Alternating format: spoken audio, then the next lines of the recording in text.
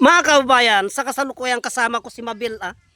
Naglalapang kami ng bunga ng pandan lalaki, pakita man. Ito po, ito po yung bunga ng pandan lalaki. Gamot sa UTI, kidney stone, prostate, hika, ubo, pampalakas ng katawan. Mga kababayan, ito bunga ng pandan lalaki.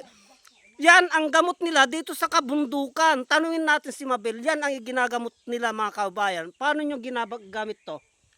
Bagam di ilaga nga sa pulo. Magkuha po kayo ng 10 peraso po. Tapos po, ipakulo nyo ng ipakulo hanggang isang baso na lang po ang matira. O kaya kalahati po kasi sa 10 peraso po siya. Yung magiging kwan na po siya kulay orange.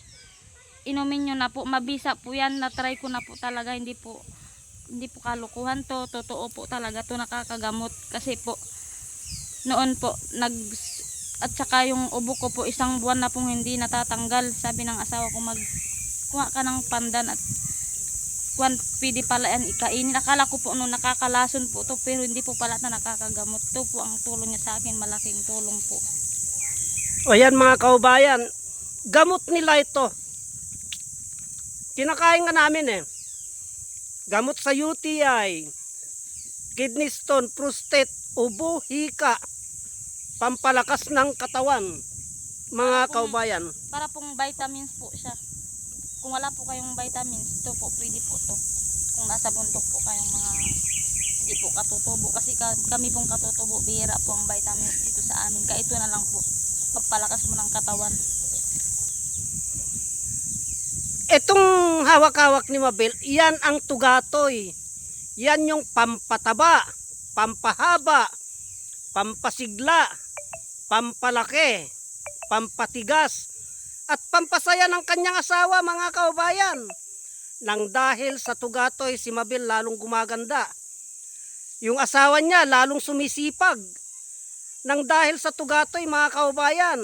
Kasi hindi nakakalimutan ni Mabel ang maglagan niyan para sa kanyang asawa.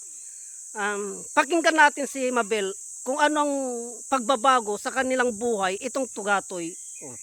Ito pong kasing tugatoy nakapabago po sa amin nung akala ko po hindi po ako manganak at saka noon po hindi po ako manganak.